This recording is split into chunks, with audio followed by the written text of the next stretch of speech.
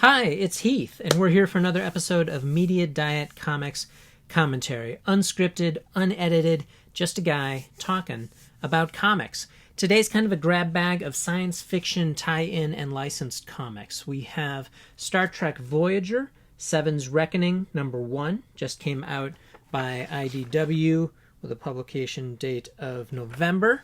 We've got a new Doctor Who comic, #1. Peach Momoko cover here. This series published by BBC or Titan Comics, and a cover date of December coming to us from Titan, the Doctor Who comic. And then the first two issues of a new Dune 12-issue series, I believe, coming to us from Boom. Dune House Atreides. We've got #1 and we've got #2. So those are the three series we'll be talking about, the three sets of books, and we'll start with the Star Trek comic. I've never watched Star Trek Voyager at all. I know Captain Janeway as a strong female character and a character that people like, one of the probably favorite captains that people have that are Trekkers, but I just never watched Voyager. So this comic was interesting to me. I occasionally am challenged by tie-in or licensed comics because I can't get past the media or other literary portrayal of a character before I come to the comic. And so if I haven't seen a show, it's interesting reading the tie-in comic because I don't hear their voice, I don't see their mannerisms, I can just read it as a comic rather than reading it as a channel of this other cross-media property. So a slightly different and somewhat interesting experience as a reader. So haven't watched Star Trek Voyager, I don't know the characters, don't know their relationships, and don't know the way they carry their bodies, speak, or move. And so it was kind of fun. I mean, it was interesting to encounter this two-page sequence relatively early in the book is pretty interesting. And I show that mostly for the scale and scope of that derelict Hulk that they encounter. But this exchange between Tuvok and Captain, not knowing the two characters, was just fun to read. Kind of sets up that he is a Vulcan, therefore overly logical, but also kind of a joking and gentle and loving relationship between the two of them. The gist of the story is that they do encounter a derelict Hulk in space. They board it.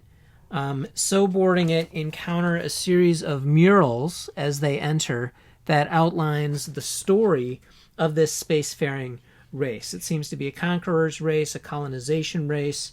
There's some prophecy built into it, some apocalyptic prophecy, and they then encounter a corpse of one of that race, indicating that this has been floating in space for some time. As they continue, however, they then find that a bunch of the creatures are in stasis. And one of them is revived, ends up being a leader for the race called the Ordi Nadar, traveling for close to 1,000 years on the craft. And there's two portions of the race. There's the leading class, the upper class, and then there's a multi-armed laborers class that sets about repairing the ship. There's an unstable warp field. The warp core needs to be repaired. And so Seven, who is a Borg, I know at least that much, spends time with the working class to work on the ship and encounters a couple of things. One, starkly encounters the gulf or the gap between the two classes in the society, the working class and the leading class, but also encounters some of the culture's philosophy about story and the possibilities that they see various people have. The way that they view history is all in context of story. And I'm just looking for some language about this. Let's see. Someone like Grebe, they only write one story, which is trouble. And then later on, this warrior, the Dawnbringer, ended an old story and began a new one. And as with all stories, this will happen again. And so there's this idea of story, about being in control or out of control of your story, about the idea of stories succeeding or replacing other stories. and interesting. One character says the story must develop, and then hedges it by saying for now. And so even the idea that stories can be allowed to progress before they're pulled back or slowed, really, really interesting. Just think, all those little lights. This is the first time you've seen stars in space, having been in the bowels of the ship. They have existed for millennia. What a story. So interesting commentary from this race, the Ordid Nadar, about the role that story plays in a society or a culture. And personally, I think this comic is worth sticking with just for that. If you're interested in storytelling, if you're interested in story as history, as culture, as communication of societal mores and norms and values, this comic is addressing that in a pretty interesting way. So Star Trek Voyager, Seven's Reckoning, #1, coming to us from IDW. What the reckoning is going to be is unclear, but with the seeds that have been planted, it seems as though it's going to probably involve disagreement between the two classes in the society, perhaps the crew's alignment with the working class. We'll see. We'll see what happens with that. So let's move on then to Titans Doctor Who comic #1. Not going to give away too much of this because there are some delightful surprises and tie-ins across multiple Doctors and multiple companions. But the gist of this is that it's a 13th Doctor story. They end up returning to Earth, finding out that this race called the, I think, Sea Dragon or something like that. Let me see. Sea Demons. Anyway, that the Sea Demons have taken over Earth, but perhaps centuries ago. So whatever change has occurred a long, long time ago. It is an existing race in the Doctor Who storyline. Sea Devils is what they're called, and they look like that. So the Sea Devils have taken over Earth centuries ago, and it seems to be your basic police state. We've got squads of soldiers roaming the streets, rounding up humans that don't have the appropriate paperwork.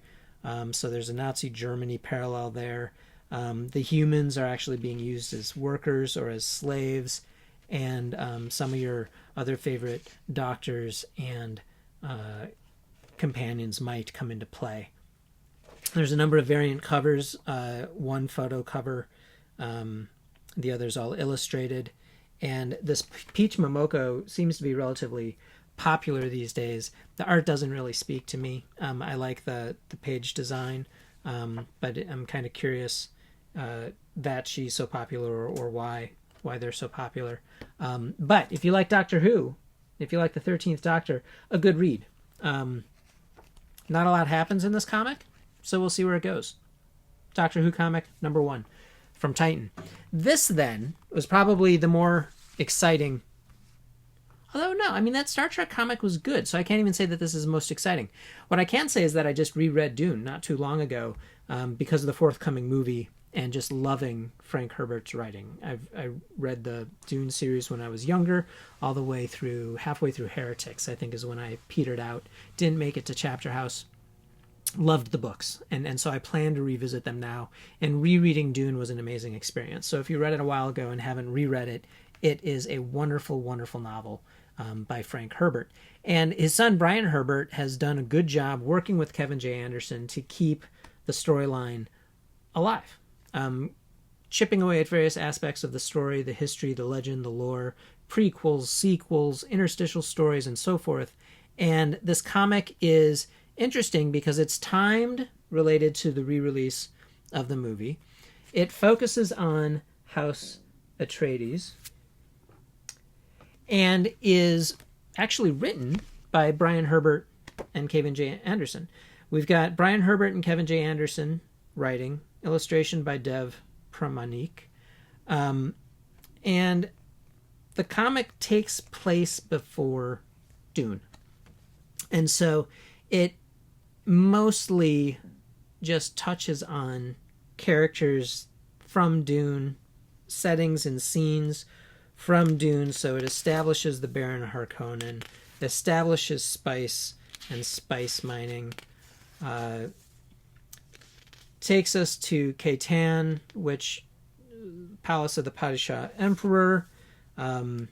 This is mostly to introduce Pardot or Pardo Kynes, who ends up becoming the Imperial Planetologist on Arrakis. And so it's a prequel that mostly sets up characters that we'll know. We meet Leto Atreides on Caladan. His father talks about going. We've got one of the bullfights that was referred to in the novel Dune. But all prequel. The second issue continues that prequel approach, but introduces some other things. We've got Kynes as Imperial Planetologist actually on Arrakis or Dune. We've got what seem to be some Harkonnens messing around with a thumper to attract a worm, and that's really why you get the comic.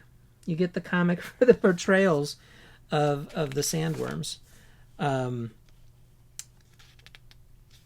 Takes us to the Bene Gesserit, or the Bene Gesserit.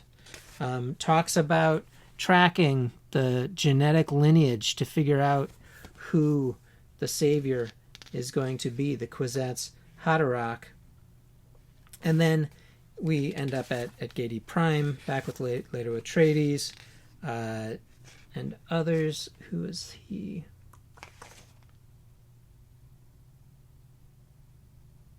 Actually not sure who that character is. But anyway, an interesting comic. If you like Dune, it doesn't really progress the story a lot. It feels, because it's a prequel, more like a setup for the novel or for the movie to introduce newcomers to it. But there's enough reference to and riff on existing character, people, places that you'll already know, that as a media tie-in or licensed comic, it does bolster the cross-media world. Doesn't really take the story in any new directions. Mostly feels like putting mortar between the bricks before the first novel. That said, it is kind of neat. I do think we see Pardo Kynes with white eyes earlier in the comic, or normal eyes, and then with blue eyes once he's gone native and spent more time with the Fremen later on in the comic. I think that's maybe in the first issue. But anyway, Dune, House Atreides, number 1 and 2. Interesting for fans of Dune. Good introduction if you're not a fan of Dune or already immersed in it. But if you're a fan of Dune, doesn't do anything new. Maybe wait for it to be collected. But it is worth waiting to check out for the pictures of the worms. The scale and scope of the art is relatively interesting. Was it number 1 that we saw with blue eyes? Anyway, a cool comic. There it is. Perhaps the best image of the worm.